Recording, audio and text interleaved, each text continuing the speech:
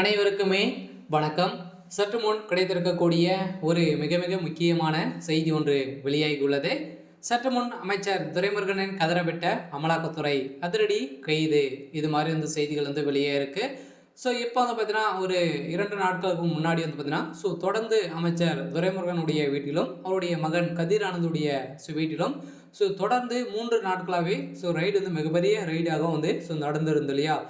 இந்த ரைடின் அடிப்படையில் துரைமுருகனுடைய வீட்டில் ரைடுகள் வந்து நடந்துகிட்டே வந்து இருக்குது. துரைமுருகன் திடீர் வந்து டெல்லி பயணம் மேற்கொண்ட சம்பவம் தான் இப்போ ஒரு பேசும் பொருளாக வந்து மாறி இருக்கு. இதை தொடர்ந்து தான் அவர் இப்போ வந்து பார்த்தீங்கன்னா விமான நிலையத்தில் இப்போ கைது செய்யப்பட்ட சம்பவத்தினால வந்து பார்த்தீங்கன்னா அங்கு அவருடைய கார் மூலமாக 2 கோடி பணங்களோடு சிக்கிய சம்பவம் தான் வந்து பார்த்தீங்கன்னா இப்போ அதிரடியாக அமைச்சர் துரைமுருகன் வந்து கைது செய்யப்பட்டிருக்காரு.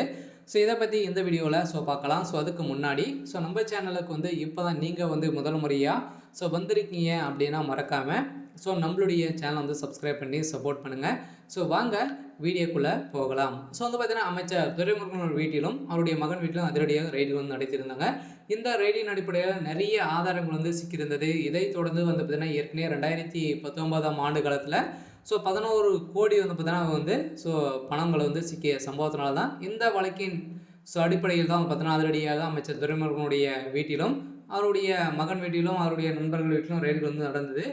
இந்த ரைடின் தொடர்ந்து தான் வந்து பார்த்தீங்கன்னா இப்போ இந்த தொடர்பாக வேலூர் எம்பியாக இருந்த கதிர் ஆனந்த் அவருடைய உறவினருக்கு சொந்தமான 4 இடங்களில் அமலாக்கத்துறை சோதனை நடத்தியது. இந்த சோதனையின் அடிப்படையில் வந்து பார்த்தீங்கன்னா இதில் சிக்கிய பணங்களோடு வந்து பார்த்தீங்கன்னா மீண்டும் ஒரு 5.5 கோடி வந்து பார்த்தீங்கன்னா இது வரைக்குமே வந்து சிக்கியதாக அமலாக்கத்துறை வந்து ஒரு செய்தியாக வந்து வெளியிட்டு இருக்காங்க.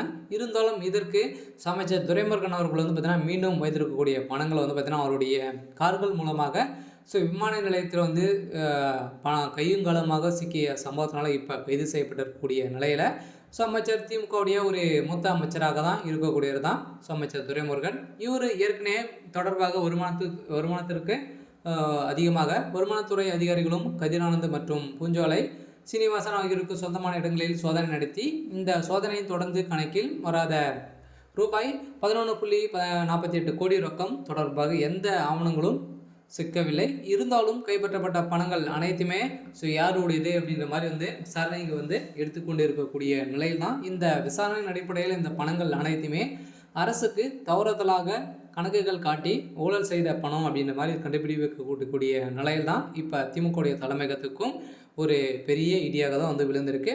அதனால் அமைச்சர் துரைமுருகன் வந்து பார்த்தீங்கன்னா இப்போ அதிரடியாக கைது செய்யப்பட்டிருக்கக்கூடிய நிலையில் ஏற்கனவே மணல் கொலை விவகாரத்தில் அவர் 1000 கோடி ஊழல் செஞ்சிருக்காரு. இது தகுந்த ஆதாரங்களும் திமுக சேர்ந்த பிரமுகரே வெளியிட்டிருக்கக்கூடிய அதிர்ச்சியில் திமுக ஆட்சிக்குள்ளே ஒரு மிகப்பெரிய பிரச்சனையாக வந்து போயிட்டு இருக்குது. இப்போ அதே நிலையை தான் வந்து போட்டு இருக்கு. இருந்தாலும் அமைச்சர் துரைமுருகன் அவர்கள் வந்து இப்போ கைது செய்யப்பட்டு இருக்காரு.